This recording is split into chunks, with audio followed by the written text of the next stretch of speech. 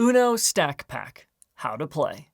The rules are the same as regular Uno, except for these changes. For a refresher of those rules, check out this video.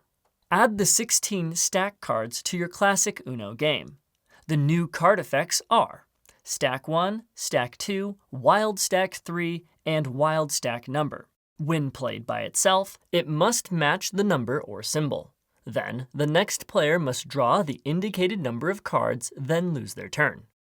Or, you can play these cards in response to a card that forces you to draw cards, so long as the color matches, or if the last card was a stack card, adding the value of the stack card to the total for the next player to draw and lose their turn if they also can't stack on it. When playing on a wild, the color is chosen before you play your stack card. The wild stack cards can be played on any color. The value for wild stack number is determined when it is played.